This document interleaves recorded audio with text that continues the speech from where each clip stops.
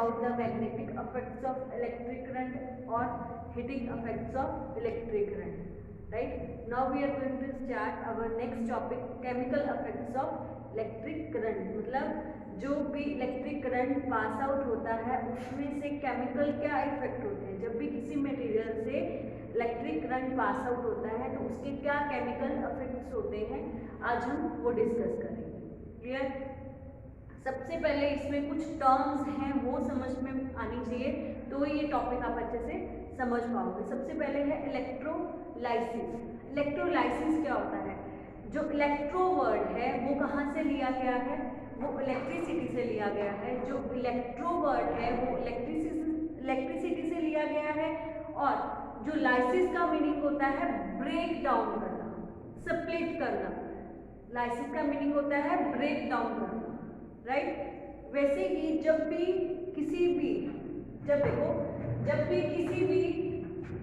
Compound में से, जैसे the effect in which components of a compound, जब भी किसी कंपाउंड है मतलब जब भी कोई मटेरियल है, ठीक है, मेरे पास कोई भी मटेरियल है, जब उसमें से क्या करेंगे, इलेक्ट्रिसिटी पास आउट करेंगे, तब उसके जो कंपोनेंट्स होते हैं वो स्प्लिट हो जाए, ठीक है, वो ब्रेक हो जाए, तो वो क्या हो जाता है, वो इलेक्ट्रोलाइसिस का प्रोसेस होता है. ठीक है? जब भी किसी कंपाउंड में से उसके जो कंपोनेंट्स है, उसके अंदर जो जिससे वो बना है वो क्या है, स्प्लिट हो जाए, ब्रेक हो जाए, तो उसको हम क्या बोलते हैं, उस प्रोसेस को इलेक्ट्रोलाइसिस बोला जाता है. क्लियर? देखो, इलेक्ट्रो वर्ड इलेक्ट्रिसिटी से बना है, लाइसिस मतलब ब्रेक डाउन करना. The effect in which component of a compound gets split. किसी भी कंपाउंड के कंपोनेंट्स, ठीक है, जब स्प्लिट हो जाते हैं, कब स्प्लिट होने हैं, due to passing an electric current. जब भी उसमें से इलेक्ट्रिक करंट को पास आउट करवाया जाता है तब उसमें से जो उसके कंपाउंड के कंपोनेंट्स हैं अलग हो जाते हैं, तो उस प्रोसेस को इलेक्ट्रोलाइसिस का प्रोसेस बोलते हैं. ठीक है? सपोज ये मेरे पास कोई भी कंपाउंड है, कोई भी मटेरियल है, वो बहुत सारे कंपोनेंट से मिलके बना है, इसमें मैंने इलेक्ट्रिसिटी पास आउट कराई, तो इसके जो कंपोनेंट्स होंगे वो क्या हो जाएंगे, स्प्लिट हो जाएंगे, सेपरेट हो जाएंगे, ब्रेक हो जाएंगे. ठीक है? अलग अलग हो जाएंगे. उस प्रोसेस को इलेक्ट्रोलाइसिस का प्रोसेस बोलते हैं. क्लियर?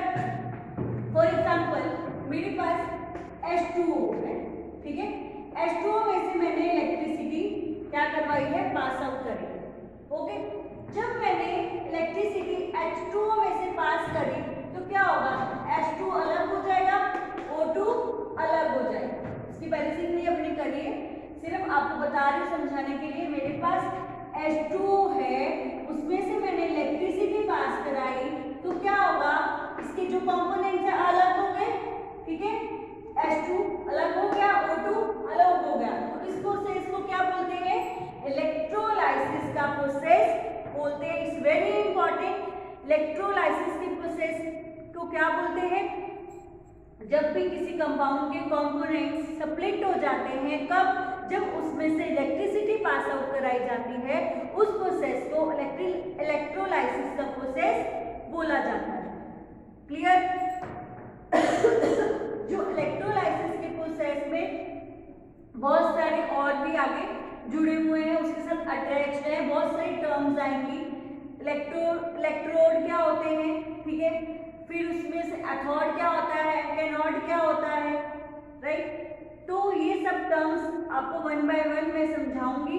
सबसे पहले आपको इलेक्ट्रोलाइसिस क्लियर होना चाहिए, उसके बाद इलेक्ट्रोड समझ में आएगा, फिर आपको एनोड और कैथोड क्या होते हैं तब ही क्लियर होगा. फिर उसके बाद एक और टर्म आएगी इलेक्ट्रोलाइट. ठीक है? फिर इलेक्ट्रोलाइट लास्ट में समझेंगे. पहले आपको मेरे को इलेक्ट्रोड समझाना है, फिर एनोड और कैथोड क्या होता है वो समझाना. Clear? One by one step को चलेंगे. सबसे पहले ये इलेक्ट्रोलाइसिस मेरे को समझ में आ गया है. अब वो कह रहे हैं जो इलेक्ट्रोलाइसिस है, ठीक है, उसकी प्रोसेस करानी है, वाटर की प्रोसेस करानी है.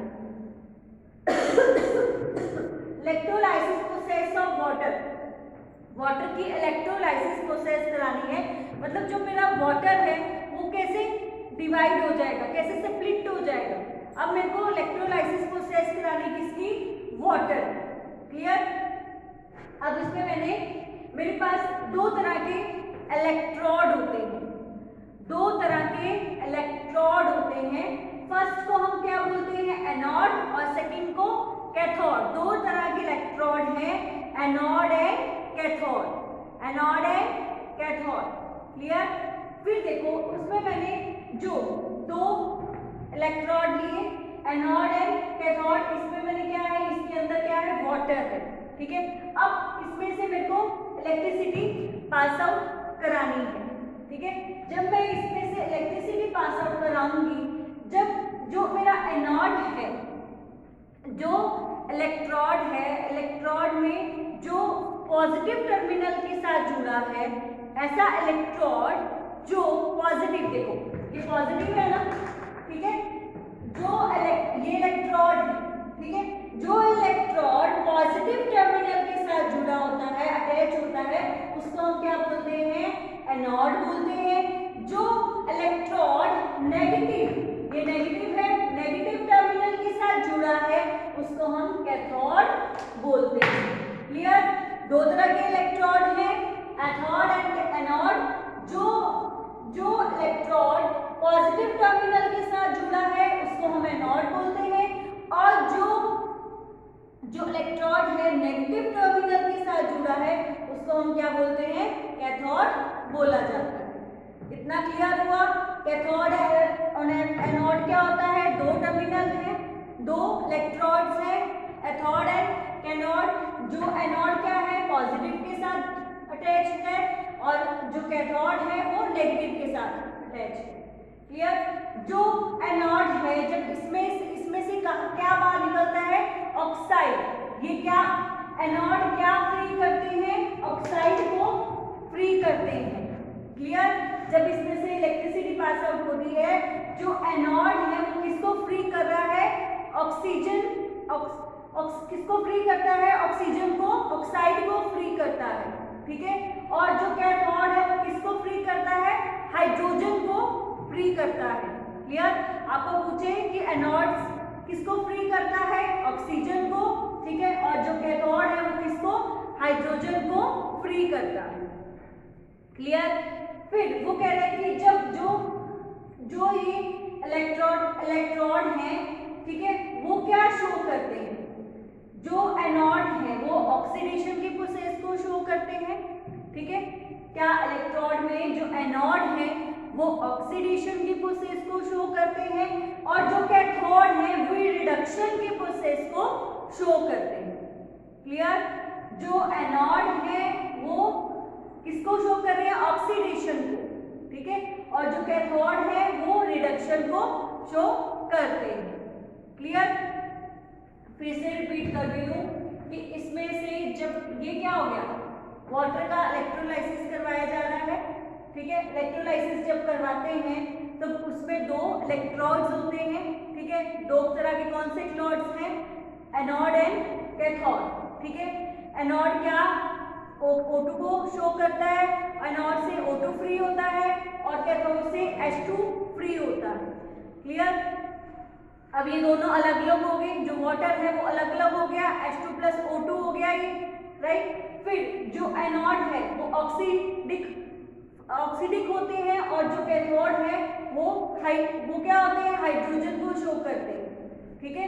फिर उसके बाद जो एनोड है वो ऑक्सीडेशन का प्रोसेस को शो कर रहा है, और कैथोड है वो रिडक्शन की प्रोसेस को शो करते हैं। क्लियर। बहुत सिंपल है, कुछ नहीं है, दो तरह के इलेक्ट्रोड्स हैं, एनोड और कैथोड, इतना याद रखना है। ठीक है। इसके स्टेप्स आपको पूरे याद रखने पड़ेंगे। दो तरह के इलेक्ट्रोड्स हैं, एनोड और कैथोड। क्लियर। एनोड में ऑक्सीजन बाहर निकल रही है, और कैथोड में H2 बाहर निकल रहा है। क्लियर। फिर जो एनोड है, ठीक है, जो एनोड इलेक्ट्रोड है वो पॉजिटिव टर्मिनल के साथ जुड़ा होता है, कैथोड नेगेटिव टर्मिनल के साथ अटैच होता है। जो एनोड है वो ऑक्सीडेशन का प्रोसेस शो करते हैं, ठीक है। जो कैथोड है वो रिडक्शन के प्रोसेस को शो करते हैं। क्लियर, इतना समझ में आया? यही था इलेक्ट्रोलाइसिस का प्रोसेस। क्लियर, इलेक्ट्रोलाइसिस किसकी करवाई है हमने? वाटर की करवाई है। ओके, अब मेरे पास नेक्स्ट टर्म है इलेक्ट्रोप्लेटिंग। इलेक्ट्रोप्लेटिंग क्या होता है? इलेक्ट्रोप्लेटिंग क्या है? वो जब किसी भी मेटल की लेयर किसी दूसरे मेटल पर डिपॉजिट करवाई जाती है, जब किसी भी मेटल की लेयर किसी दूसरे मेटल पर डिपॉजिट करवाई जाती है, उसको हम इलेक्ट्रोप्लेटिंग का प्रोसेस बोलते हैं, ठीक है। अब अपनी डेली लाइफ में साइकिल के जो आगे हैंडल्स होते हैं, ठीक है, वो आपने देखे होंगे। साइकिल के जो हैंडल हैं वो आपने देखे होंगे। तो आपने देखा होगा, वो आपको लगता है वो स्टील से बने हुए हैं, पर ऐसा नहीं होता। वो किसके होते हैं? वो होते आयरन के हैं। उस पर स्टील की डिपॉजिटिंग करवाई जाती है, उसकी लेयर चढ़ाई जाती है। क्लियर? वैसे ही चांदी पर क्या करते हैं हम? सोने की लेयर चढ़वाते हैं। तो किसकी? उस पर लेयर ही चढ़ाई है ना। एक्चुअली तो वो क्या है? नीचे चांदी है, उस पर लेयर चढ़ा रहे हैं हम सोने की, ठीक है। एक मेटल पर दूसरे मेटल की लेयर डिपॉजिट करवाई जाती है।